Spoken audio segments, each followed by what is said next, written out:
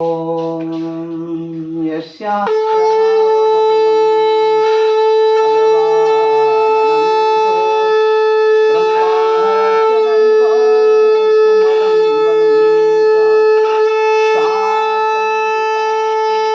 परिपालनाय नाशाय च शुभयस्य मतिं करोतु। ओंकार स्वरूप परब्रह्म परमात्मने नमः।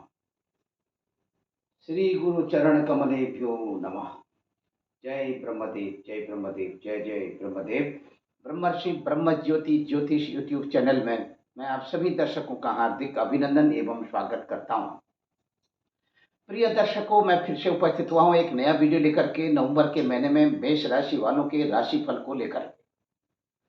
नवंबर का ये महीना मेष राशि वालों का कैसा व्यतीत होने वाला है और कहां कहां पर आपको कैसे कैसे सफलता मिलने वाली है, कहां कहां पर आपको सावधानी रखने की आवश्यकता है। दर्शकों, इससे पहले कि मैं आपको आपके राशिफल से अवगत कराऊं, उससे पहले मैं आपको बताना चाहूंगा कि आकाशीय सौर मंडल में ग्रहों की गोचरी स्थिति आपकी राशि से किस तरह का कॉम्बिनेशन बना रही है। इसी के साथ यहाँ पर मैं आपका ध्यान अपने इस ब्रह्म ज्योति ज्योतिष यूट्यूब चैनल की ओर आकर्षित करना चाहूँगा। यदि अभी तक आपने हमारे ब्रह्म ज्योति ज्योतिष यूट्यूब चैनल को सब्सक्राइब न किया हो तो आप इसे जरूर सब्सक्राइब करें, लाइक करें और शेयर करें। दर्शकों, सब कुछ ईश्वरीय विधान है, क्योंकि उस परम पिता परमेश्वर की जब तक कृपा न बरसे तब तक कुछ होने वाला नहीं है। अणोरणीयान महतो मैयान, वह परम पिता परमेश्वर, वह परम ब्रह्म, वह ईश्वर जो एक छोटे से छोटा और बड़े से बड़ा, अणोरणीयान महतो मैयान, जिसके विषय में कि ऐसा कहा गया है। तो यहाँ पर परम पिता परमेश्वर की उस असीम कृपा से ही हम सब एक दूसरे के साथ जुड़ते हैं, एक दूसरे से कुछ न कुछ सीखने को मिलता है। आकाशीय सौरमंडल में ग्रहों की जो गोचरी स्थिति है, आपकी अपनी राशि से ग्रहों का जो कॉम्बिनेशन है, इस कॉम्बिनेशन के आधार पर भी बहुत कुछ देखने को मिलता है। इसीलिए जो लोग ज्योतिष विषय में अपना पूर्ण विश्वास रखते हैं, उनको उनकी इच्छा के अनुरूप सकारात्मक प्रभाव भी दिखने लगता है और इच्छा के अनुरूप फल की प्राप्ति भी होती है। मंत्रे तीर्थे द्विजे दैवे दैवज्ञ भेखजे गुरो यादृशी भावना तस्य सिद्धिर भवति तादृशी। मंत्र में, तीर्थ में, द्विजों में, देवताओं में, ज्योतिषियों में, वैद्य में, कविता पाठ करने वाले कवियों में जिसकी जिस तरह की भावना रहती है, भावना के अनुरूप उसे फल की प्राप्ति भी होती है। जैसा कि रामचरितमानस में भी कहा है, जाकी रही भावना जैसी प्रभु मूरत देखिए तिन तैसी। दर्शकों, यहाँ पर जो मैं आपको बता रहा हूँ, ज्योतिष विषय का जो भावनात्मक स्वरूप है, ये तो अपने आप में है ही है। इसी के साथ बहुत कुछ जानकारी करने की भी आपकी अपनी स्वयं की स्वतंत्रता है। आप विश्वास रखते हैं तो आपके तदनुरूप फल की प्राप्ति होती ही होती है। आप विश्वास नहीं रखते हैं, बहुत से लोग हैं जो विश्वास नहीं करते हैं, लेकिन उनके सामने में अनायास ही बहुत सारी घटनाएं घटती रहती हैं। जब उन घटनाओं के वो शिकार हो जाते हैं, वो घटनाएं से जब उन घटनाओं से जब वो प्रभावित हो जाते हैं, तब कहीं कहीं उनकी सोच और उनकी समझ बदल जाती है। तब उनका ध्यान इन्हीं आकाशीय सौरभ मंडल में ग्रह नक्षत्रों की ओर जाता है अथवा ईश्वर की तरफ जाता है। तब तक उनके समझ में, उनके विचारों में किसी भी तरह का कोई भी सकारात्मक प्रभाव नहीं पड़ता है। सकारात्मक प्रभाव और सकारात्मक सोच यही आपको आगे बढ़ाती है। यहाँ पर मैं आपको बताना चाहूँगा कि आपका एक एक जो पल है, एक एक जो क्षण है आपका, ये आपका आकाशीय सौरमंडल में ग्रह नक्षत्रों की जो स्थिति बन रही है उसी के आधार पर व्यतीत हो रहा है। परम पिता परमेश्वर ने ग्रह नक्षत्रों को जिस तरह का जो आदेश दिया है, आपके पूर्व जन्म के संचित कर्मों के अनुसार जो आपकी वर्तमान समय में जो तस्वीर, जो आपका चित्र, जो जिस तरह का कर्मों के अनुसार जो बन रहा है, उसी के तदनुरूप ठीक उसी समय में परमात्मा ने आपको यहाँ पर सत्कर्म करने के लिए भेजा है और अपने द्वारा किए हुए कर्मों का फल भोग करने के लिए भेजा है। यानी कि यहाँ पर जो भी जीव जंतु प्राणी जितने समय तक के लिए इस मृत्यु लोक में यहाँ पर आते हैं और उतने समय में वो अपने समय के अनुसार चले भी जाते हैं। आने की और जाने की, यानी कि जीव कब जन्म लेता है और कब वो निर्वाण को प्राप्त हो जाता है, यह किसी के हाथ में तो नहीं है, लेकिन निश्चित तो है कि कब वो जन्म लेता है और कब वह निर्वाण को प्राप्त हो जाता है, लेकिन पता किसी को नहीं है।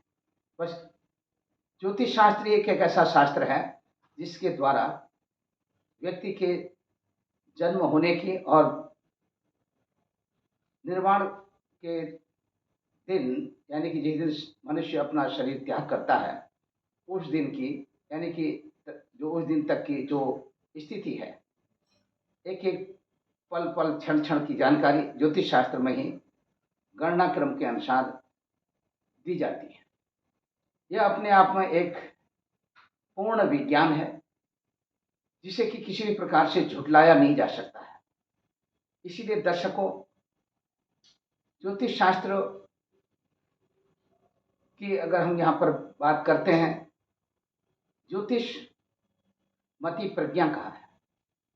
ज्योतिषमती प्रज्ञा जिसके अंदर में ये दिव्य चक्षु, दिव्य नेत्र, दिव्य गंध, स्वाद इत्यादि जो कुछ भी समझ लें, ये सारी चीजें जो इन चीजों को जो अनुभव कर लेते हैं, तो उस अनुभव के आधार पर जो कुछ भी उनके सामने में जिस तरह की भी जो घटनाएं घटित होती हैं, उनको या उनका जो स्वयं ही उसे भान होने लगता है। अब आगे दर्शकों मैं यहाँ पर आपको बताना चाहूँगा,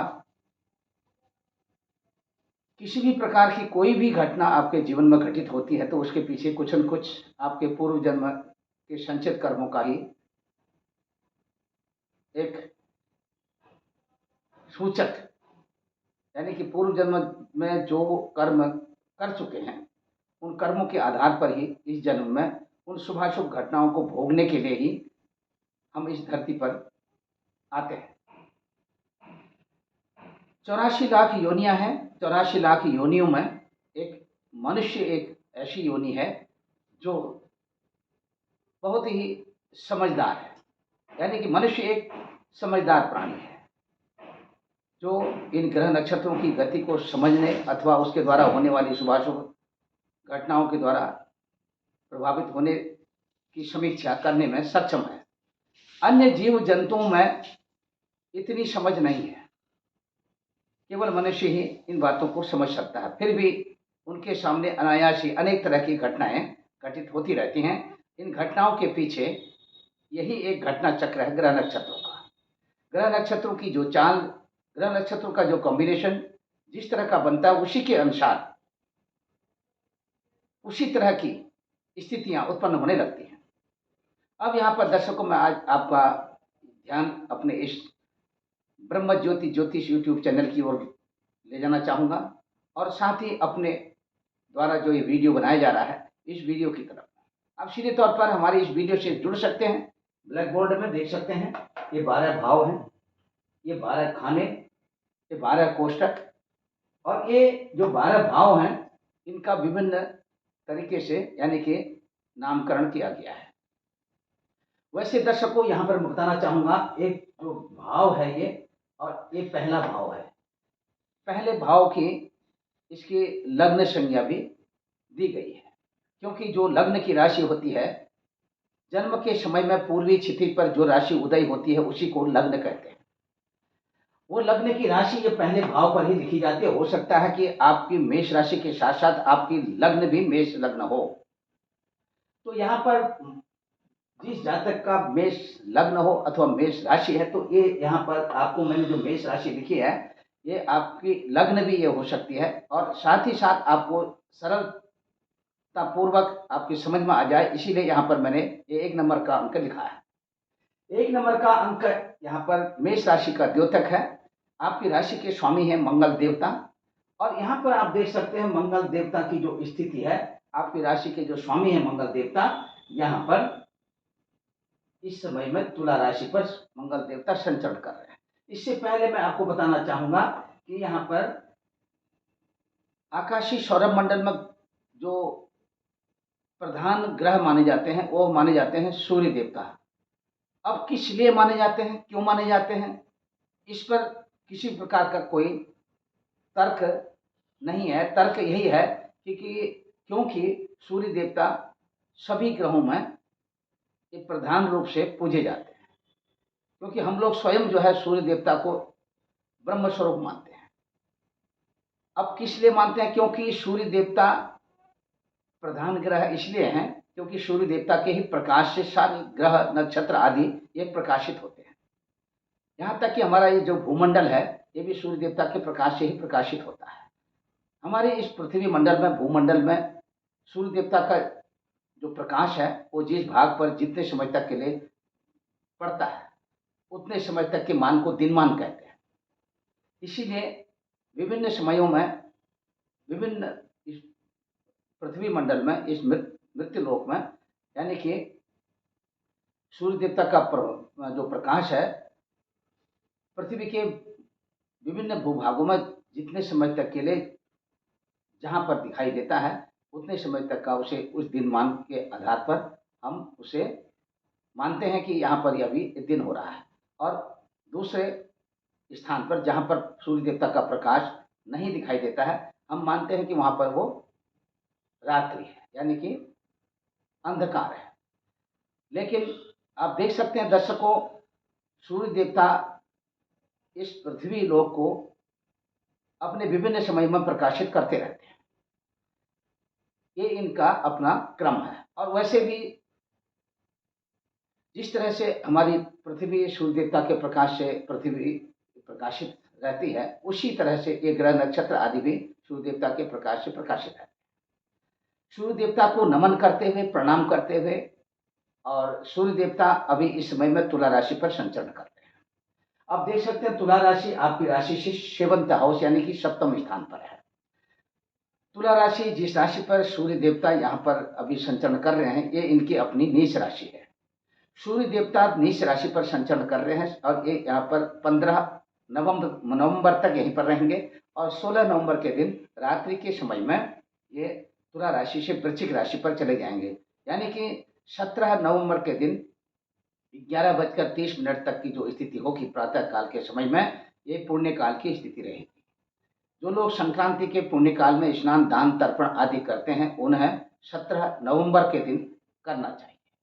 और वैसे भी श्राद्ध विधि से जो लोग पिंडार्चन करते हैं, अपने पितरों के निमित्त जलदान, पिंडदान आदि करते हैं, उनके घर कुटुंब परिवार में पितरों की अपार कृपा बरसती है। इसमें किसी भी प्रकार का कोई संदेह नहीं है। आप जैसा कर्म करेंगे उस कर्म के तद अनुरूप आपको फल की प्राप्ति होनी ही होनी है। दर्शकों, इसी के साथ फिर मैं आपको बताना चाहूँगा कि सूर्य देवता की जो स्थिति है आपकी राशि से 7वें स्थान पर, और यहाँ पर सूर्य देवता अभी आप फिर से देख सकते हैं, सूर्य देवता ये 16, जैसा मैंने अभी बताया, 16 नवंबर की रात्रि में ये वृश्चिक राशि पर जाएंगे। यहाँ पर ये अपने वृश्चिक राशि आपकी राशि से 8वें स्थान पर। अभी दूसरी तरफ आप देख सकते हैं चंद्र देवता मिथुन राशि पर 2.25 दिन के लिए, और अपने इस विभिन्न 2.25 दिन के ही इसी क्रम में इन 12 राशियों का भ्रमण करते हुए फिर से जब मिथुन राशि पर आएंगे तो ये नवंबर का महीना भी व्यतीत हो जाएगा। अब बात करते हैं दर्शकों यहाँ पर मंगल देवता की स्थिति। आप सीधे तौर पर देख सकते हैं मंगल देवता तुला राशि में 15 नवंबर तक रहेंगे। यहाँ पर तुला राशि में 15 नवंबर तक रहेंगे। 16 नवंबर के दिन ये मंगल देवता वृश्चिक राशि पर चले जाएंगे। अभी आप देख सकते हैं वृश्चिक राशि में ये चले जाएंगे 16 नवंबर के दिन। अभी दर्शकों यहाँ पर मैं आपको बताना चाहूंगा मंगल देवता की स्थिति के साथ साथ बुध देवता की स्थिति। बुध देवता वृश्चिक राशि पर हैं। बुध देवता वृश्चिक राशि में यहाँ पर 6 नवंबर को वृश्चिक राशि पर जाएंगे। इससे पहले बुध देवता जो है ये 5 नवंबर तक यहाँ पर तुला राशि पर बने रहेंगे। और वृश्चिक राशि में बुध देवता यहाँ पर वृश्चिक राशि में यहाँ 28 नवंबर तक यहाँ पर रहेंगे। यहाँ पर देखिए 26 नवंबर को यानी कि बुध देवता 26 नवंबर को यहाँ पर धनु राशि में प्रवेश करेंगे। 28 नवंबर की स्थिति नहीं रहेगी, ये 26 नवंबर को यहाँ पर धनु राशि में प्रवेश करेंगे। तो अब देखिए दर्शकों बुध देवता की जो स्थिति है ये यहाँ पर 5 नवंबर तक और 6 नवंबर को वृश्चिक राशि में और यहाँ पर 26 नवंबर को ये धनु राशि पर जाएंगे। तो इस तरह से 3 राशियों पर बुध देवता का इस नवंबर के महीने में ये योग बन रहा है। अभी स्थिति यहाँ पर देख सकते हैं गुरु देवता की। गुरु देवता मेष राशि पर अपने यहाँ पर आपकी जो अपनी स्वयं की राशि है इसी पर बने रहेंगे। अब बात करते हैं दर्शकों शुक्र देवता 2 नवंबर तक तो रहेंगे सिंह राशि में यहाँ पर और यहाँ पर 2 नवंबर को ही जो है ये कन्या राशि पर आ जाएंगे। अब कन्या राशि से यहाँ पर जो स्थिति यहाँ पर बन रही है दर्शकों यहाँ पर 28 नवंबर तक ये कन्या राशि पर रहेंगे और 29 नवंबर को ये कन्या राशि से तुला राशि पर आ जाएंगे। इस तरह की स्थिति बन रही है। कुंभ राशि में शनि देवता और मीन राशि में राहु और कन्या राशि में केतु देवता। तो ये स्थिति दर्शकों ये कॉम्बिनेशन इस तरह का जो बन रहा है आपकी राशि से सूर्य देवता की स्थिति। सूर्य देवता के इस प्रभाव से सबसे पहले अभी आप देख सकते हैं सूर्य देवता जब तक आपकी अपनी राशि को देख रहे हैं सप्तम स्थान से ये अपनी उच्च राशि को देखेंगे, क्योंकि मेष राशि सूर्य देवता की अपनी उच्च राशि है। अपनी उच्च राशि में यहाँ पर जब तक इनकी दृष्टि बनी रहेगी तो आपका जो कैरियर है, आपका राजनीतिक क्षेत्र है और आपका जो सामाजिक स्तर है ये यहाँ पर आपको अत्यधिक रूप से बढ़ता हुआ दिखाई दे रहा है। आपका मान सम्मान और पद एवं प्रतिष्ठा अत्यधिक रूप से बढ़ती हुई दिखाई दे रही है। इसी के साथ दर्शकों यहाँ पर फिर से मैं आपको बताना चाहूँगा आप अपने आप में अपना आपा न खोएं, क्योंकि स्वाभाविक तौर पर इतने यानी कि जब तक 15 नवंबर तक की जो स्थिति रहेगी सूर्य देवता के इसी प्रभाव से यहाँ पर आपको अत्यधिक रूप से क्रोध उत्पन्न होने की संभावनाएं दिखाई दे रही हैं। अपने क्रोध पर नियंत्रण रखें और लोगों के साथ में सरलता पूर्वक आप अपना किसी प्रकार की कोई वार्ता करें। वार्ता के दौरान किसी प्रकार का मिथ्या भाषण न करें। यदि आप ऐसा करते हैं तो मिथ्या भाषण से ही आपकी जो गति है वो रुक सकती है। इसी के साथ दर्शकों यहाँ पर विशेष रूप से आपने अपने स्वास्थ्य का बहुत ख्याल रखना है। किसी भी प्रकार से कोई जल्दीबाजी में कोई भी कार्य न करें। वाहन चलाते हैं तो वाहन चलाते समय में भी आपको सावधानी रखने की आवश्यकता है। यदि आप स्वयं ड्राइविंग करते हैं तो स्वयं ड्राइविंग के दौरान बहुत ध्यान रखने की आवश्यकता है, अन्यथा किसी प्रकार का नुकसान उठाना पड़ सकता है। यदि आपको कोई लंबी यात्रा में जाना हो और आप अपनी गाड़ी के द्वारा यात्रा कर रहे हैं और तो आप अपने गाड़ी में एक अच्छा कुशल चालक को लेकर के जाएं, आपकी यात्रा सफल रही। यानी कि दर्शकों इसी के साथ मैं आपको बताना चाहता हूं कि यहाँ पर कुछ ऐसे अननोन पर्सन यानी कि जिनसे साथ की आपकी किसी भी प्रकार की कोई वार्ता कभी भी नहीं हुई हो, ऐसे व्यक्तियों के साथ में नवंबर के महीने में आकस्मिक रूप से आपकी मुलाकात होने वाली है। अच्छा होगा कि आप इसे अननोन पर्सन के साथ में एकदम किसी प्रकार से दोस्ती का हाथ न बढ़ाएं। यदि आप बढ़ाते हैं तो कहीं कहीं आपको ठगी का शिकार भी होना पड़ सकता है।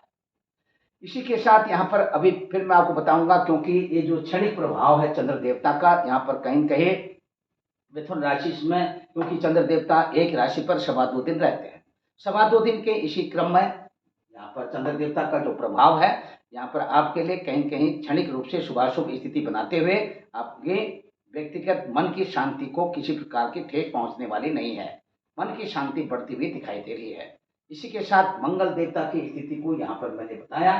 मंगल देवता की स्थिति यानी कि यहाँ पर तुला राशि में अभी देख सकते हैं, तुला राशि में 15 नवंबर तक रहेंगे, नवंबर तक, और वृश्चिक राशि में ये यहाँ पर 16 नवंबर को प्रवेश करेंगे। मंगल देवता 16 नवंबर को वृश्चिक राशि में यहाँ पर प्रवेश करेंगे और फिर आगे अपनी यथावत स्थिति में बने रहेंगे। अभी देखिए मंगल देवता की स्थिति जब तक ये तुला राशि में रहेंगे आपकी राशि से, तो यहाँ पर आप देख सकते हैं तुला राशि में मंगल देवता की स्थिति जब तक रहेगी, वैसे भी आपको अनेक तरह के तमाम ऐसे नए नए विचार आपके मन और मस्तिष्क में आते रहेंगे। कहीं न कहीं आप अपने किसी नज़दीकी व्यक्ति के द्वारा उनकी वाणी से भी आहत हो सकते हैं और स्वयं में भी आप चलते फिरते कहीं पर आपको चोट लगने के भी आसार हैं।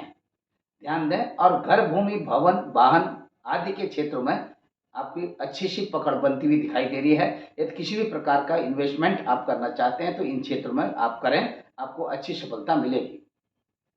दूसरी तरफ में आपको अग्नि से संबंधित यानी कि कुछ भी जो फायरी एलिमेंट है उनसे भी सावधानी रखने की आवश्यकता है।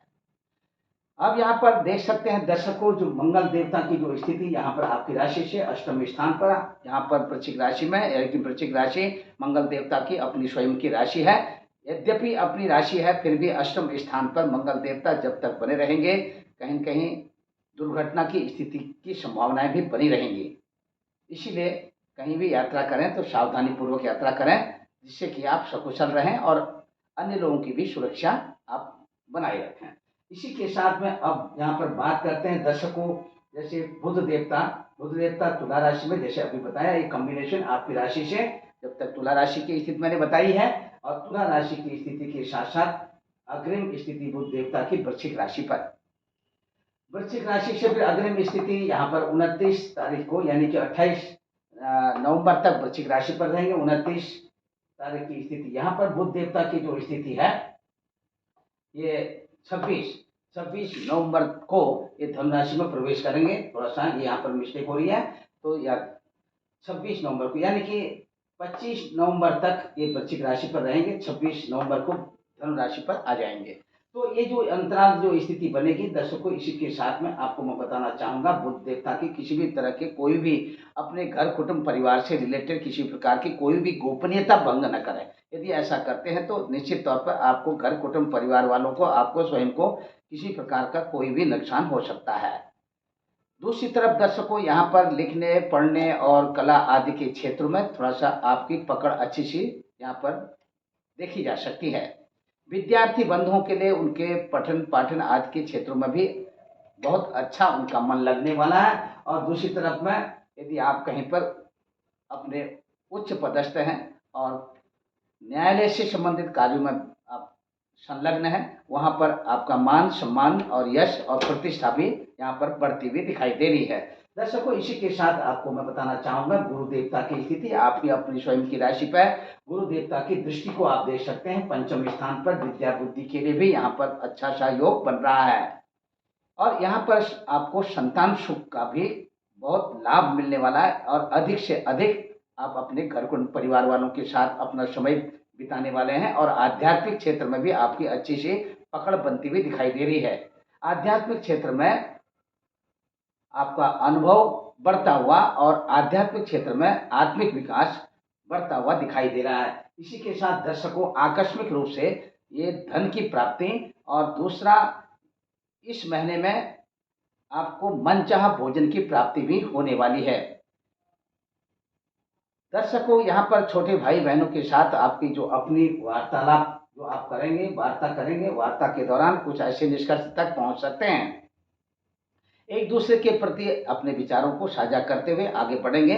और इसी के साथ दर्शकों, आगे की जो स्थिति है यहाँ पर आप देख सकते हैं, एक दूसरे के प्रति एक बहुत अधिक सहयोग प्राप्त करने के संकेत भी यहाँ पर मिल रहे हैं। आपके पराक्रम में वृद्धि तथा माता के स्वास्थ्य को लेकर के यहाँ पर थोड़ा सा कुछ चिंता व्यक्त की जा सकती है। माता को मन से संबंधित तरह शिकायत और हृदय, पेट और पीठ से संबंधित कुछ रोग होने की, यानी कि इन क्षेत्रों में दर्द होने की स्थिति यहाँ पर दिखाई दे रही है। दर्शकों, इसी के साथ में इष्ट मित्र बंधु बांधवों का भरपूर सहयोग, और दूसरी तरफ में यदि आपके कहीं प्रेम संबंध चल रहे हैं तो प्रेम संबंध को लेकर के भी थोड़ा सा अनबन होने के संकेत मिल रहे हैं।